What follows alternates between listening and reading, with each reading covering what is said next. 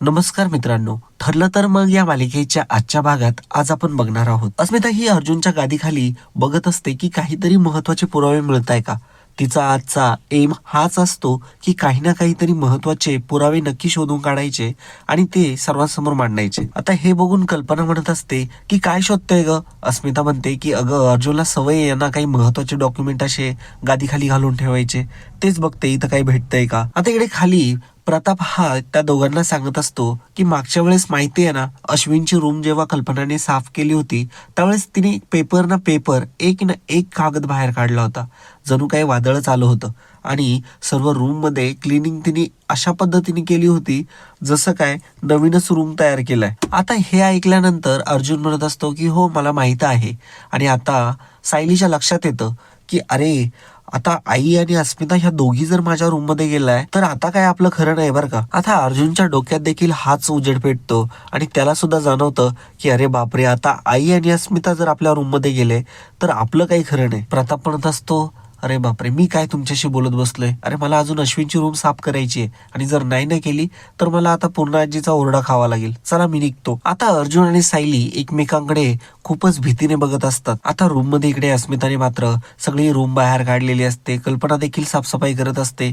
अस्मिताचं फक्त एकच लक्ष असतं की तिला काही ना काहीतरी पुरावा मिळवायचा आहे. मग ती प्रत्येक गोष्टीकडे तशाच डाऊटने बघत असते. अर्जुन आता सायलीला विचारत असतो की तुमची डायरी कुठे ठेवली आहे तुम्ही. तेव्हा सायली अर्जुनला सांगत असते की मी माझी डायरी ही सेल्फ मध्ये ठेवली आहे. तेव्हा अर्जुन देखील म्हणत असतो की मी पण माझी फाईल ही कपाटामध्ये ठेवलेली आहे. आता सायली अर्जुनला विचारते की तुमच्या लाल फाईल मध्ये नेमकं काय आहे. तेव्हा अर्जुन सांगतो की दुसरं काय असणार आहे आपल्या लग्नाचे म्हणजेच आपल्या कॉन्ट्रॅक्टचे सगळे पेपर्स त्याच्यामध्ये आहेत. आता सायली अर्जुनला ओरडू लागते. अर्जुनला ती म्हणत असते की तुम्हाला काही गरज होती का ते पेपर घरी घेऊन येण्याची. आता अर्जुन म्हणतो की आता ह्या क्षणाला ते महत्वाचं आहे का भांडणं. आता सायली म्हणते की मग चला ना मग पटकन आता आईंची साफसफाई थांबूया. आता नेमके त्याच वेळी अस्मिताला सायलीची डायरी सापडते आणि कल्पनाला ती लाल फाईल.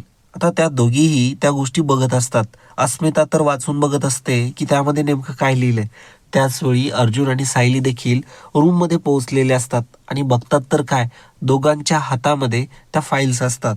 आता हे बघून मात्र अर्जुन आणि सायलीला काही समजत नसतं. त्यांना फक्त डोळ्यासमोर अंधारच दिसत असतो. कारण की आता सर्व सत्य समोर येणार या भीतीने त्यांना काहीच सुचत नसतं. आता त्या दोघींनी देखील डायरी देखील वाचलेली असते आणि कल्पनाने फाईल देखील वाचलेली असते. दोघेही खूप रागाने उभे राहतात. अस्मिता तर म्हणत असते की मला डाऊट नाही मला कन्फर्मच होतं की हे फक्त नवरा बायको सारखं राहताय सोबत.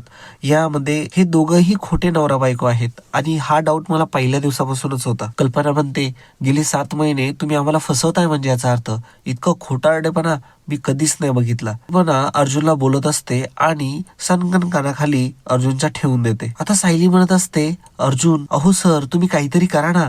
आता नेमका आता सायली अर्जुनला म्हणत असते अहो काहीतरी करा ना बघा त्यांच्या हातामध्ये काय आहे आपलं. अर्जुनने मात्र गालाला हात लावलेला असतो. अर्जुनला हे तिथल्या तिथं पडलेलं एक स्वप्न असतं. आता अर्जुनला समजत नसतं की नेमकं काय करावं.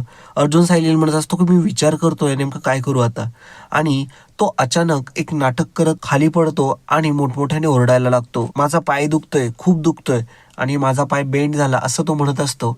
आता कल्पना आणि अस्मिता देखील तिथे येतात आणि म्हणतात की अरे बाबा काय झालं तुला आता तर तो ठीक होतास ना. सायली देखील म्हणते की आता आम्ही वरती आलो चालत आणि आता आपण चालत वरती आलो ना त्यामुळेच माझा पाय बेंड झाला आणि खूप दुखतोय. तो सर्वांनाच खूप घाबरवून टाकतो आणि सर्वजण घाबरतात देखील. सायलीला सुद्धा समजत नसतं की नेमकं हे खरं आहे की खोटं आहे. तिला तर खरंच वाटतं. आता तो सायलीला इशारा करत असतो की त्या फायली उचल ती डायरी उचल.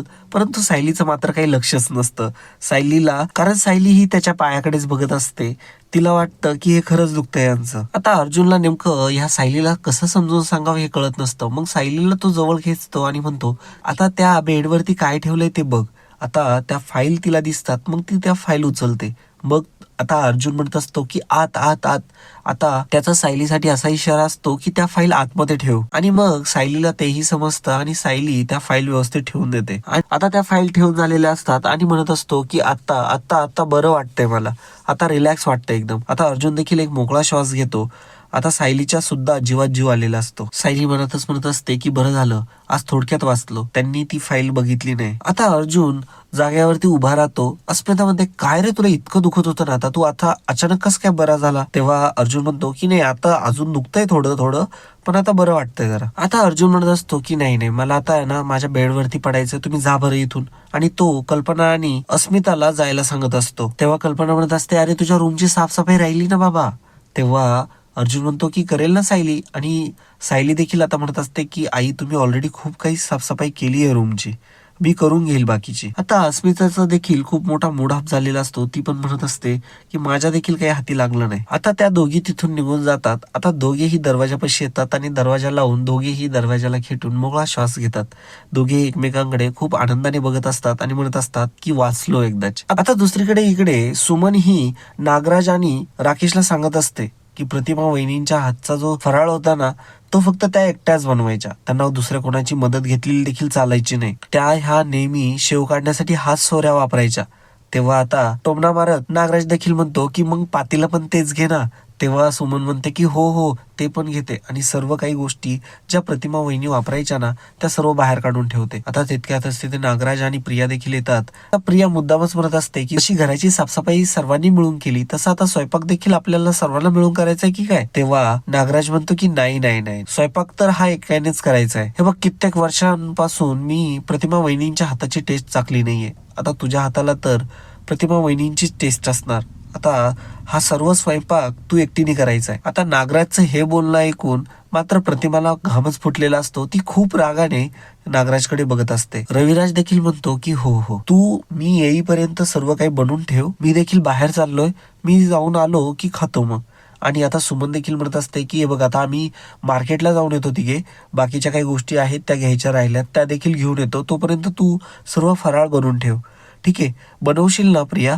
तेव्हा आता नाविलाजाने प्रियाला देखील हो म्हणावं लागतं. तिचा पार जळफळाट होत असतो कारण की सर्व स्वयंपाकाचा आणि फराळाचा भार तिच्या डोक्यावरती आलेला असतो. सुमन हेही म्हणत असते की मला माहितीये तन्वीच्या हाताला सेम टू सेम प्रतिमा वहिनींचीच चव असणार, त्याशिवाय शक्यच नाही प्रतिमाची मुलगी असणं. म्हणून तर डेफिनेटली तुझ्यामध्ये असणार तन्वी. तेव्हा तन्वी देखील हो म्हणते. आता प्रिया किचन मध्ये एकटीच असते आणि म्हणत असते की ह्या दोघांनी मला ना चांगलंच कामाला लावलंय. आता मी यांच्याकडे बघते, पहिल्यांदा मला अर्जुनशी लग्न लावून देणार म्हणले आणि माझ्या हातात काय आज हा सोऱ्या, आता दुसरं लग्नाचं आमिष देखील दाखवलं होतं. यांचा आता मला बेतच बघावं लागेल. आता इकडे रूम मध्ये अर्जुन आणि सायली दोघेही असतात.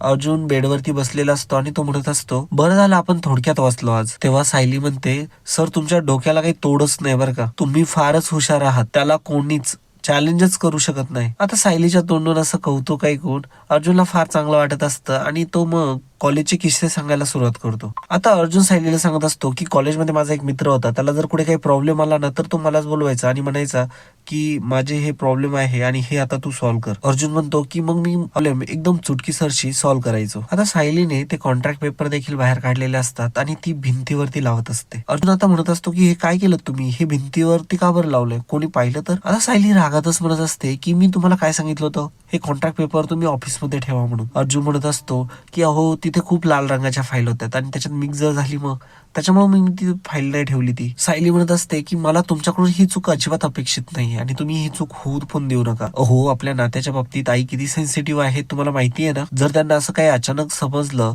आपल्या नात्याबद्दल तर त्यांच्यावरती किती वाईट परिस्थिती येईल याचा अंदाज तरी आहे का तुम्हाला. आता मात्र सायली रागवलेलीच असते अजूनही. आता तो ते पेपर तिथून काढतो आणि म्हणतो की मी ठेवतो कुठेतरी चांगल्या ठिकाणी आणि सायली रागातच तिथून निघून जाते.